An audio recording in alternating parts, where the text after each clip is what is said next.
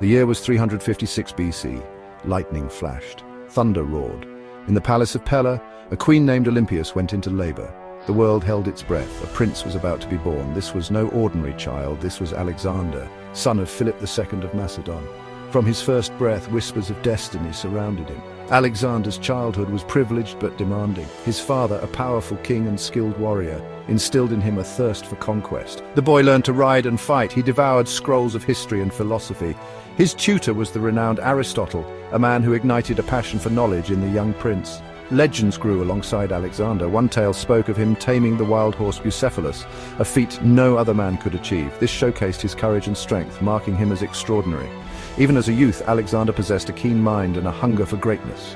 He studied strategy and tactics. He mastered weaponry and horsemanship. He yearned for the day he would prove himself on the battlefield. Little did anyone know that day would come sooner than expected. The stage was set for a legend to be born.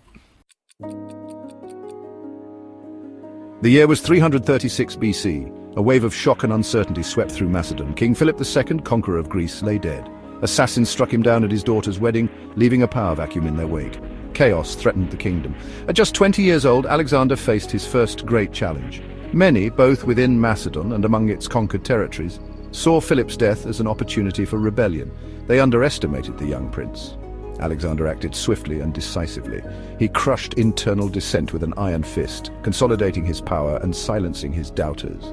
He rallied his father's veteran generals and soldiers, inspiring them with his vision and courage. The Macedonian throne was his by right, but Alexander knew he had to earn the loyalty of his people and the respect of his enemies.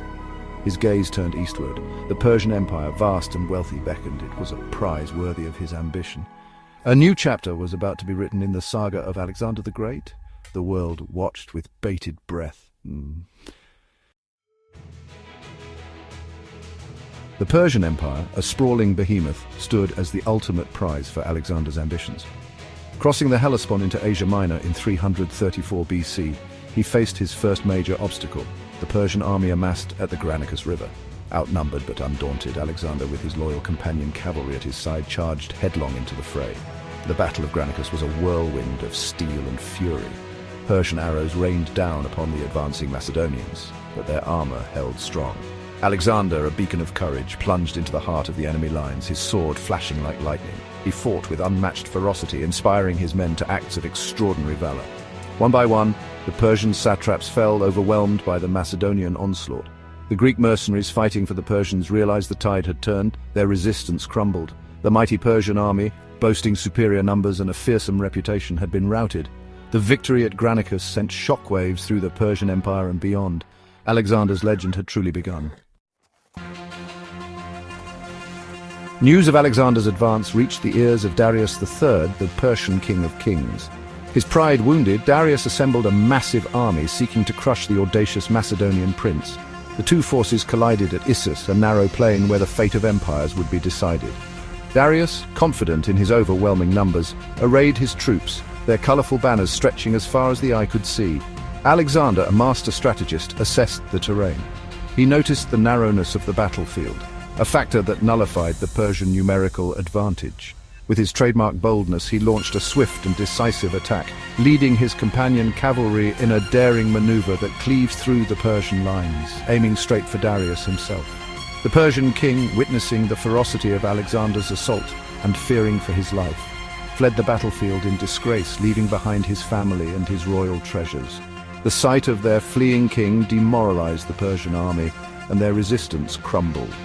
The Battle of Issus was a resounding victory for Alexander, cementing his reputation as a military genius. The capture of Darius's family, treated with respect and dignity by the victor, added to the legend of Alexander's magnanimity. Section 5. Egypt embraces a conqueror crowning of the pharaoh. With the Persian army shattered, Alexander turned his attention southward towards Egypt. The Egyptians, chafing under Persian rule, welcomed him not as a conqueror but as a liberator. They saw in him a new pharaoh, a god-king destined to restore their ancient glory.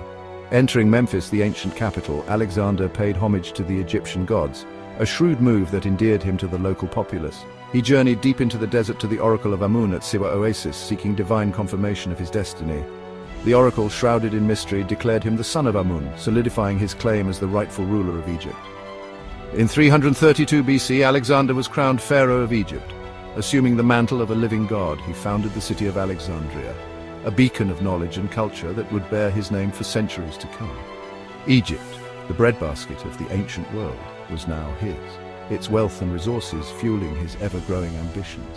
The world marveled at the young king who had conquered such a vast and ancient land with seemingly effortless grace. Section 6, A King's Mettle Tested, the decisive battle of Gaugamela. Darius, desperate to salvage his crumbling empire, assembled an even larger army, drawing soldiers from every corner of his vast domain. He challenged Alexander to a final confrontation at Gaugamela, a vast plain near modern-day Mosul, Iraq. The stage was set for the greatest battle the world had ever seen. The Persian army, a vast sea of men and war elephants, dwarfed the Macedonian forces. Darius, having learned from his previous defeats, had prepared the battlefield with traps and obstacles. Yet Alexander remained undaunted. He carefully studied the enemy formations, exploiting their weaknesses and leveraging the agility of his veteran troops. The battle raged for hours, a brutal dance of death and destruction. The air was thick with the clash of steel, the screams of the wounded, and the trumpeting of war elephants.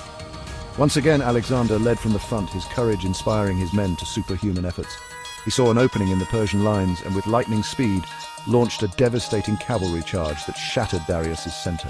The Persian king, witnessing the collapse of his army, fled once more, leaving his dreams of empire in ruins.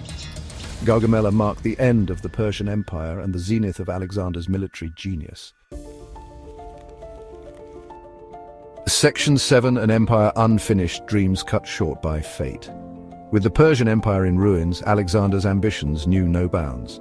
He pushed further eastward, conquering Persia's eastern provinces and venturing into the heart of India. He dreamed of reaching the ends of the world, of creating an empire that would encompass all of known civilization. But his relentless campaigning took its toll. His men, weary from years of constant warfare and yearning for home, began to grumble. The vast distances and unfamiliar terrains posed logistical challenges. Alexander, driven by his insatiable thirst for conquest, pressed on, his body and mind stretched to their limits. In 323 BC, at the age of 32, Alexander the Great succumbed to a sudden and mysterious illness in Babylon. Some whispered of poison, while others claimed it was fever or exhaustion. Whatever the cause, the world mourned the loss of its most brilliant general and visionary leader. His empire, vast but still incomplete, would be divided amongst his generals, setting the stage for centuries of conflict and intrigue. Section 8. The unanswered question, what if Alexander had lived? Alexander the Great's untimely death left behind a legacy shrouded in what-ifs. What if fate had granted him a few more years, a few more decades? Would he have achieved his dream of conquering all the world?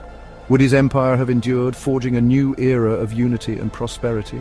Some historians speculate that Alexander, with his vision of a unified world, might have continued eastward, seeking to conquer India and beyond. Perhaps he would have turned his attention westward, challenging the rising power of Rome and redrawing the map of the ancient world. Others believe his empire, vast and diverse, was inherently unstable, destined to fracture upon his death.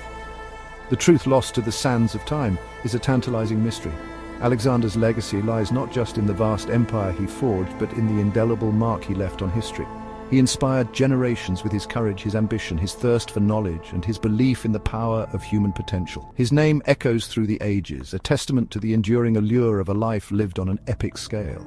Alexander's story, though tragically cut short, continues to captivate and inspire, reminding us that even the most audacious dreams can be realized with unwavering determination.